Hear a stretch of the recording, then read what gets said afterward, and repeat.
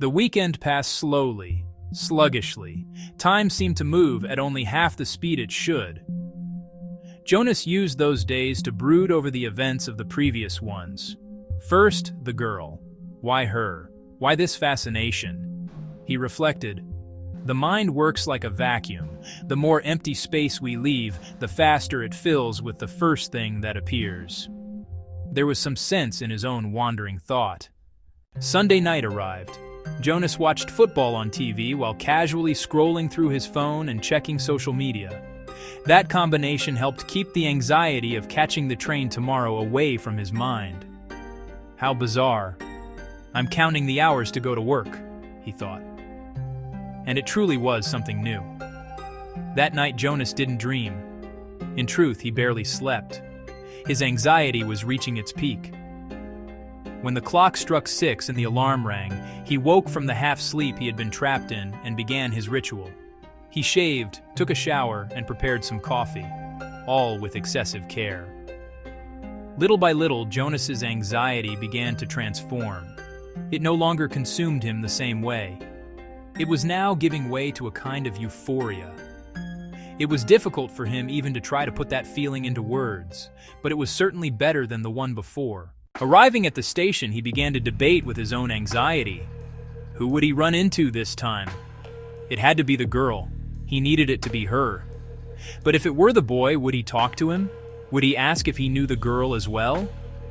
Jonas had spent the entire weekend thinking about it, but the truth was, he still had no plan. So he did something that went completely against what guided him professionally. Why plan anything? Let's improvise, he finally said to himself. He believed that improvisation was what made us human and what ultimately set us apart. Everyone, to some degree, knew how to plan, but acting in improvisation required a very different set of skills.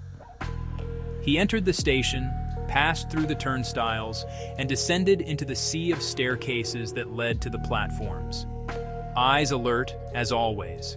Earphones in his ears, though nothing was playing. He needed focus. He looked around. Nothing. He joined the line for the carriage.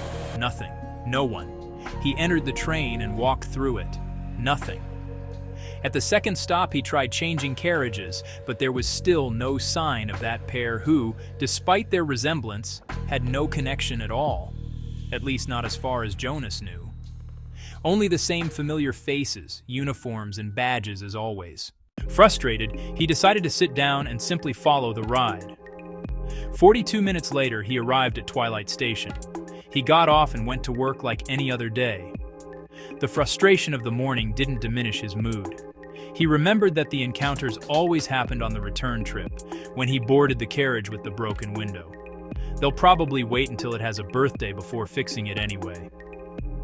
He couldn't help thinking that every time the image of that window came to mind. The workday passed, and Jonas worked with unusual motivation and dedication. It had been a long time since he had worked with such energy. Something inside him was changing.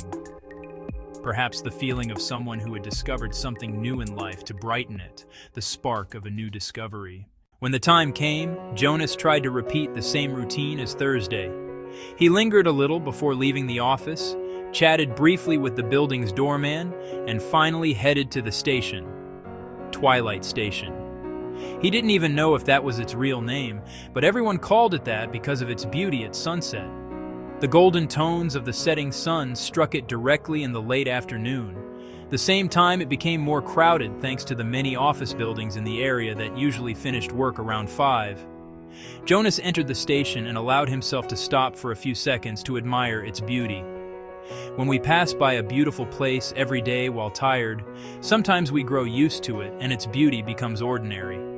As he thought about that, he saw a couple a few meters away on the sidewalk outside. They were taking a picture of themselves with the station behind them. Tourists, he immediately thought, trying to remember the last time he had been one himself. That reminiscence distracted Jonas for a moment from the subject of the girl on the train and her look-alike. But as he passed the turnstiles and saw the maze of staircases, he remembered it again. Now, however, he felt calmer.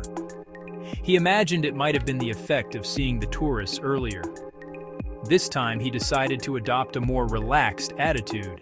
He didn't want to appear obsessed. He couldn't show that. If they happened to meet, he might ruin everything and scare her away. So he joined the line like on any normal day. He sat in an empty seat, earphones in. He put on some random podcast to pass the time. Here we go for another 42 minutes. But at the first stop of the metro, he was surprised. May I sit here?